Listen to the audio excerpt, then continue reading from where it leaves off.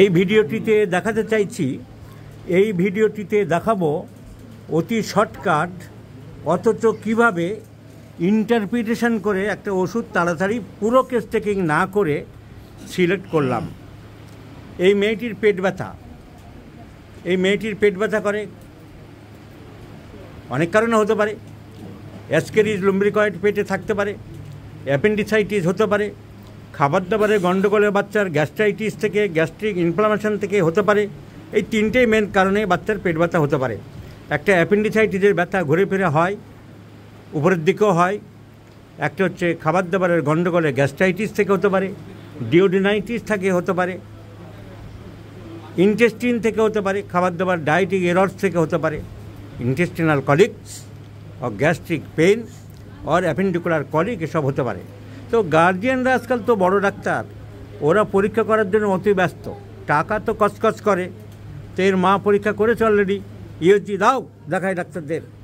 USG report already আমরা বলার আগে ডাক্তারের বলা লাগে না, নিজেরাই করে। এবং এক ধরনের ডাক্তাররা করার জন্য ব্যস্ত থাকে। Normal USG within normal limit.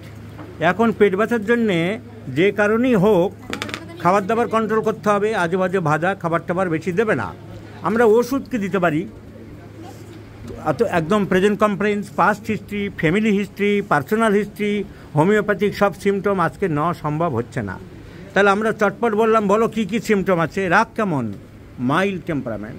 যেই মাইল্ড শুনলাম বাচ্চাটার রাগটা কম, আমার মাথায় চট করে চলে এলো পালসিটার কিছু আছে কি না।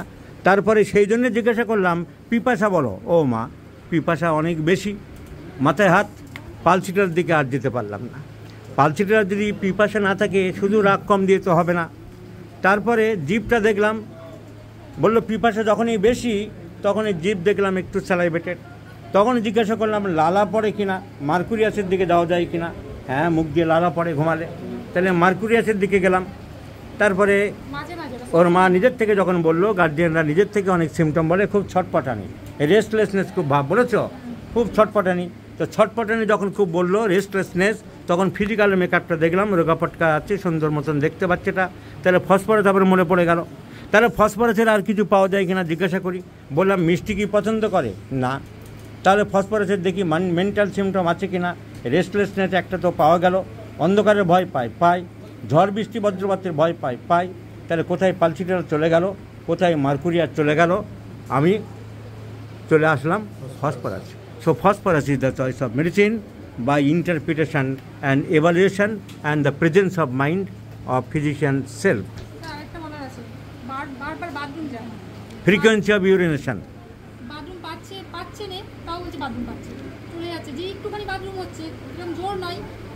ঠিক আছে, এটা লেখা থাকলো। এটা ওই আমাদের এই ওষুধেই কমে যেতে পারে। হোমিওপ্যাথি একই ওষুধে সব কমে, আমরা নোট করে রাখলাম। তুমি এই ওষুধ খাও।